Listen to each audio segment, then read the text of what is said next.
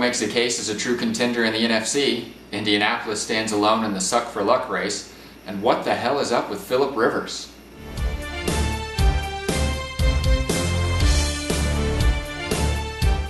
All right, San Francisco moves to 7-1 this week, and while I don't think a win against the Redskins is really a statement win, they've had some decent games. You think they're really true contenders in the NFC? Well, I don't want to take away from anything. I mean, a win in the NFL is a win in the NFL. So, I mean, San Francisco's been doing something right. I'm going to guess that they probably haven't been doing a lot. They probably haven't been turning the ball over, and their defense is playing pretty well. Their defense is playing really well. I wouldn't say that their offense is lights out, but their offense is getting it done. And, you know, they're in the weakest division in football. The second place is the Seahawks at 2-6. But they've got wins against Tampa Bay and the Lions and the Bengals, you know, so it's not like they're beating all fluff teams. It's not a lot of winning record there, but they're beating decent teams. Now, whether or not they're going to do anything in the playoffs, which obviously they're going to make the playoffs because they win the division, they might even get a bye and home field advantage for the second game, because I think they're probably going to finish 12-4, right? May lose 3 more games. That may be pushing it, but I wouldn't be surprised if they finish 12-4 and get that bye. I'm just amazed Jim Harbaugh comes through and actually is having this much success his first year in, and with Alex Smith, no doubt. I mean, who would have thought? Well, you know, everybody thought Alex Smith was a decent quarterback to begin with. Maybe he just didn't have the right coaching previously. Maybe they just weren't running the right kind of offense. Maybe the coaches just didn't know how to use him. But, I mean, he's getting things done now. He's not turning the ball over, and he's getting the ball downfield and scoring the touchdowns that need to be scored, right? That's off to Sam Brand. Right. And on the other side of the conference, in the AFC, we've got Indianapolis. It's the last undefeated team in the league. The suck for luck race looks like they've got that sewn up. I don't know if they're going to win a game, but should they actually take luck if it comes down to it? Well, one, I feel bad for the team that loses to the Colts this year. There'll probably be that one. There'll probably be that one, right? There might be that one team. That one team's going to have a lot of questions to answer, you know. But ultimately, I don't believe. I think a lot of people have said this too. I don't believe that anybody in the NFL ever just loses on purpose. I can't imagine that. You can't. Yeah. I mean, one, you're more susceptible to injuries if you're not going 100%.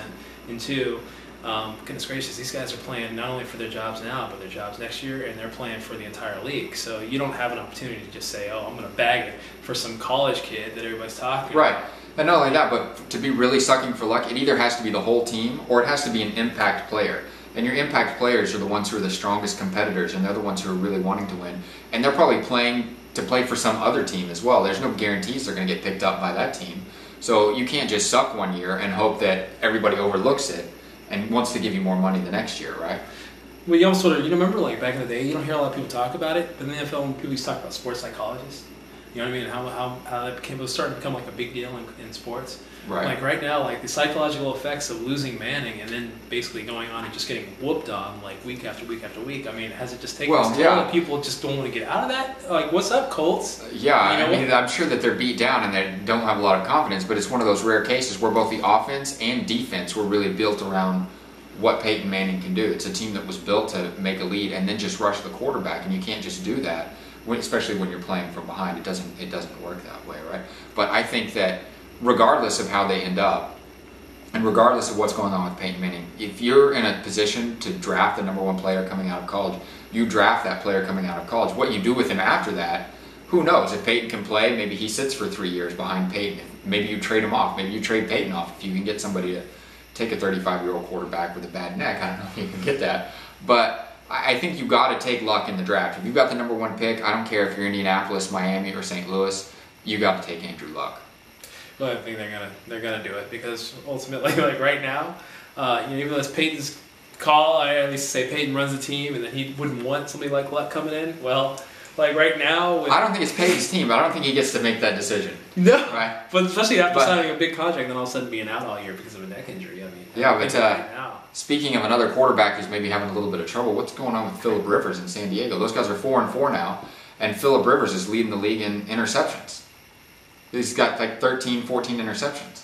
Oh, I mean, I'm not a Phillip Rivers fan, so I'm loving it. Yeah, well, I'm eating it up. I've never really been a Phillip Rivers fan, even going all the way back to when they had Breeze and Rivers, and they decided to keep Rivers instead. I hope he breaks the interception record this year. Absolutely. I really do.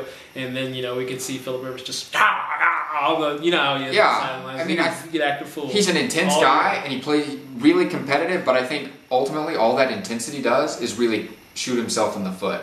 You know, you see other people get out there and they're intense, but they're handling themselves with more composure, and they're not screaming at everybody, and they're not jumping up and down and go. I mean, he looks frantic to me.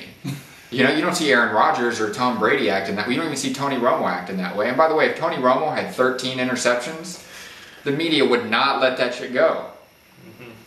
Well, okay, this is him like crying a tear for the Cowboys and Tony Romo. The 10 and 6, all they that win the extra division. pressure 10 and of 6, being they win. America's team. It's hard to be the quarterback for Nobody America's else team. cares about. Yeah. But that's cool. But, I mean, I think the league, it's been a very interesting season so far. We're just past the halfway point. Right. I think there's been some awesome stuff going on, and I'm looking forward to the rest of the year. I'm not really, but Your team is trending up. yeah, it's trending up, whatever. It's cool, you know. This has been an outstanding football year. Not really for myself, but it also either in fantasy football either.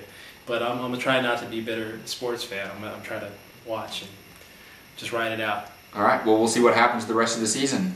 I'm Jeremy, and this has been Tuesday Morning Quarterback. And I'm Joe. See you next week.